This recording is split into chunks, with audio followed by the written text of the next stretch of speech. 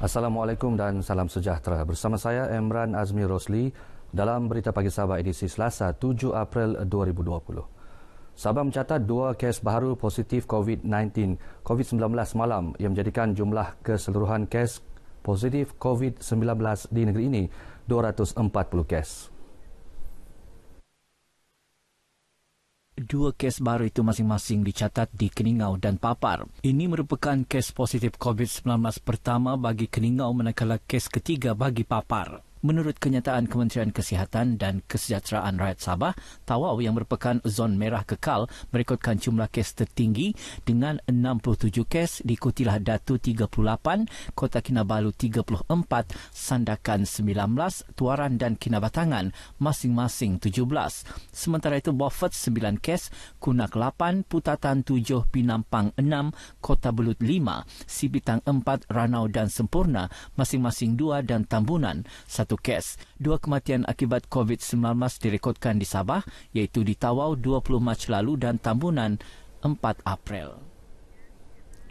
Sesi pembelajaran melalui televisyen pendidikan menerusi TVOK RTM yang bermula semalam perlu dimanfaat sepenuhnya oleh murid, guru dan ibu bapa bagi memastikan proses pembelajaran diteruskan dengan efektif dan menarik. Perkataan itu diambil Kementerian Pendidikan Malaysia KPM dengan kerjasama RTM susulan Perintah Kawalan Pergerakan PKP yang dilanjutkan sehingga 14 April ini. Pengarah Pendidikan Negeri Sabah Dr. Mistirin Radin berkata pembelajaran menerusi televisyen juga dapat memberi manfaat kepada semua pelajar termasuk di kawasan luar bandar. Daripada pemerhatian capaian TV lebih luas berbanding internet kerana di mana ada elektrik di situ ada TV. Justru saya menggesa agar murid-murid menonton TV pendidikan sebagai tambahan kepada pembelajaran offline di kawasan-kawasan yang tidak dapat dicapai oleh pembelajaran dalam talian. Beliau berkata demikian ketika dihubungi pemberita RTM. Pendekatan ini turut disambut baik oleh ibu bapa.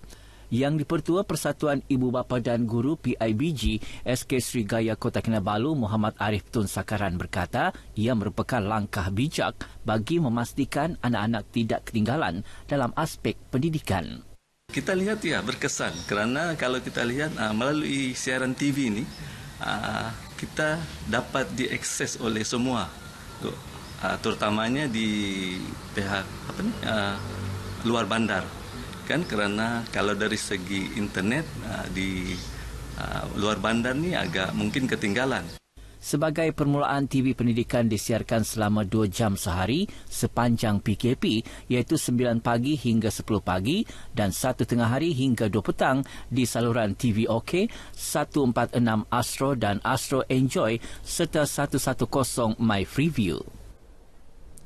Bantuan Prihatin Nasional BPN fasa pertama yang mula dibayar secara berperingkat-peringkat bermula semalam mendapat sambutan luar dugaan terutama semasa Perintah Kawalan Pergerakan PKP masih berkuat kuasa. Tinjauan RTM di beberapa buah bank sekitar Pekan Keningau mendapati orang awam mula beratur panjang sejak awal pagi untuk membuat semakan. Meskipun kerajaan telah memberi pengecualian caj pengeluaran RM1 di semua mesin ATM, namun pengguna kelihatan lebih selesa berurusan di kaunter dan mesin ATM milik Bank Simpanan Nasional BSN. Ketua Polis Daerah Keningau DSP Syahrudin Mat Hussain ketika dihubungi di Keningau berkata pihaknya bekerjasama rapat dengan jabatan dan agensi berkaitan membuat pemantauan bagi memastikan orang ramai mematuhi arahan PKP. Ia termasuk menjaga jarak sosial dan memakai penutup hidung dan mulut. Menurut DSP Syahrudin, Majlis Daerah Keningau turut menubuhkan pasukan pemantau bagi memastikan orang ramai mematuhi PKP. Penggunaan peralatan perlindungan diri PPE di fasiliti kesihatan di Sabah meningkat mendadak sejak penularan wabak COVID-19. Pengarah Kesihatan Negeri Datuk Dr. Christina Rundi berkata dianggarkan kira-kira 1,500 hingga 2,000 unit PPE digunakan di hospital dalam sehari serta 3,000 unit di klinik kesihatan dan lapangan. Datuk Dr. Christina dalam kenyataan media menjelaskan PPE adalah peralatan yang memerlukan bekalan berterusan memandangkan ia tidak boleh dikongsi atau diguna semula. Justru Jabatan Kesihatan Negeri Sabah JKNS merakamkan penghargaan dan berterima kasih kepada semua pihak yang memberi sumbangan PPE untuk kegunaan petugas kesihatan barisan hadapan. Penggunaan PPE adalah langkah berjaga-jaga yang wajib diamalkan bagi mengurangkan risiko jangkitan penyakit berjangkit sama ada melalui udara, sentuhan, cecair atau darah. PPE lengkap terdiri daripada pelindung kepala, sarung tangan berlapis, alat pelindung pernafasan, alat pelindung muka, gaun isolasi, apron plastik dan pelindung kasut. Universiti Malaysia Sabah UMS sedia memberi perkhidmatan kaunseling secara bersemuka kepada pelajar yang memerlukan dalam tempoh Perintah Kawalan Pergerakan PKP Fasa 2 yang berkuat kuasa sehingga 14 April ini. Ketua Jabatan Ahliwal Pelajar HAP UMS, Kamisah Hussein berkata, sesi kaunseling tersebut hanya akan dilaksanakan sekiranya keadaan mendesak. Ia akan dijalankan di dalam bilik-bilik khas di kolej kediaman pelajar terbabit. Pun kalau ada ibu bapa yang mengadu bahawa anaknya dalam keadaan murung, so kita akan minta terus kaunselor berhubung dengan anak berkenaan dan buatlah sesi konsultasi. Beliau menyatakan demikian dalam temu bual eksklusif bersama Sama RTM di HAP UMS bagi mengulas mengenai cabaran UMS sepanjang tempoh pelanjutan PKP ini. Sejak PKP dikuatkuasakan 18 Mac lalu, sebanyak 260 sesi kaunseling secara dalam talian dijalankan kaunselor UMS bagi mengelak pelajar daripada mengalami tekanan dan kemurungan sepanjang berada di kolej kediaman. Selain pelajar, kaki tangan UMS dan ibu bapa turut diberi kaunseling bagi memastikan mereka tidak panik memikirkan kebajikan dan keselamatan anak mereka yang berada di dalam kolej kediaman sepanjang PKP berkuat kuasa. Usaha meningkatkan kualiti perkhidmatan dalam menjaga kebajikan pelajar semasa Perintah Kawalan Pergerakan PKP Fasa 2 yang berkuat kuasa sehingga 14 April ini. Universiti Teknologi MARA UiTM Sabah menjadikan pengalaman PKP Fasa pertama 18 Mac hingga 31 Mac lalu sebagai rujukan untuk menambah baik perkhidmatan yang disediakan. Bercakap kepada RTM ketika ditemui di UiTM Kampus Kota Kinabalu, Rektornya Profesor Datuk Dr. Abdul Kadir Roslin berkata pihaknya akan berusaha memberikan perkhidmatan yang terbaik.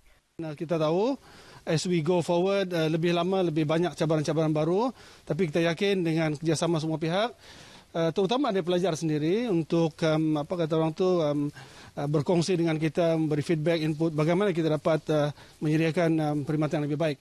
Beliau juga melihat tempoh PKP sebagai satu peluang untuk pelajar melatih diri agar lebih tabah dan cekal dalam berdepan situasi sukar. Mengulas mengenai kesediaan pelajar dalam aspek psikologi dalam menghadapi fasa kedua PKP, Datuk Dr. Abdul Kadir yakin pelajar UiTM Sabah mampu menjalani tempoh PKP dengan baik. Ini kerana mereka faham tanggungjawab yang perlu dipikul dalam membantu kerajaan memutuskan rantaian COVID-19. Pengunjung di Pasar Umum Sandakan dibahagikan kepada dua kategori bagi mengurangkan kesesakan yang merupakan inisiatif yang diambil Pasukan Pemantau Perintah Kawalan Pergerakan PKP Sandakan. Ketua Polis Daerah Sandakan SCP Muhammad Azhar Hamin berkata, kategori pertama khusus untuk golongan pembekal atau pemborong bermula 4 pagi hingga 6 pagi. Manakala kategori kedua pula untuk pembeli bermula 6 pagi hingga 2 petang. Bagi pembekalan pemborong ni kita memastikan mereka ni melaksanakan kerja-kerja pembekalan dan pemborongan ni seawal jam 4 pagi sehingga 6 pagi. Dan manakala kepada pengguna ni kita hanya benarkan mereka untuk membeli keperluan mereka pada seawal jam 6 pagi. Beliau berkata langkah itu bukan saja mendapat maklum balas positif daripada pemborong dan pembekal, malah para pengguna turut memberi kerjasama baik dengan mematuhi peraturan ditetapkan. Menurut SCP Muhammad Azhar, tahap pematuhan PKP disandarkan dalam fasa kedua yang bermula sejak 1 April juga lebih baik berbanding fasa pertama PKP 18 hingga 31 Mac lalu. Bagaimanapun kawalan ketat turut dilaksanakan bagi memastikan usaha memutus rantaian jangkitan COVID-19 berjaya. Angkatan Tentera Malaysia ATM turut menyumbang tenaga mempersiapkan pusat kuarantin alternatif di beberapa daerah di Sabah. Antara bantuan yang dihulur termasuk menyediakan katil medan untuk kemudahan pusat kuarantin berkenaan. Panglima 5 Division Major Jeneral Datuk Muhammad Habizuddin Jantan berkata penyediaan katil medan di pusat kuarantin alternatif di Tawau dan Labuan sudah dilaksana. Sebab masa ini kita telah terlibat menyumbangkan katil medan di pusat kuarantin alternatif di Tawau, dan semalam sebenarnya kita juga telah menyumbangkan katil sebanyak 60 katil untuk pusat kuarantin alternatif di Labuan. Beliau memberitahu pemberita selepas menerima bantuan untuk barisan hadapan berupa kelengkapan peralatan pelindungan diri PPE daripada Yayasan Nur Jauhar. Major Jeneral Muhammad Habizuddin juga berkata pihaknya turut membantu Jabatan Kebajikan mengedarkan makanan ke beberapa lokasi di seluruh negeri. Pasukan tentera menjadi antara barisan hadapan yang membantu pasukan polis dalam penguatkuasaan sekatan jalan raya dan rondaan sempena Perintah Kawalan Pergerakan PKP yang dilanjutkan sehingga 14 April ini. Pejabat Pos Malaysia di Sabah yang menawarkan pelbagai perkhidmatan termasuk pos laju sentiasa mengutamakan aspek kesihatan sepanjang tempoh Perintah Kawalan Pergerakan PKP yang berkuat kuasa sehingga 14 April ini. Langkah-langkah pencegahan diambil dalam setiap operasi bagi membendung penularan wabak COVID-19.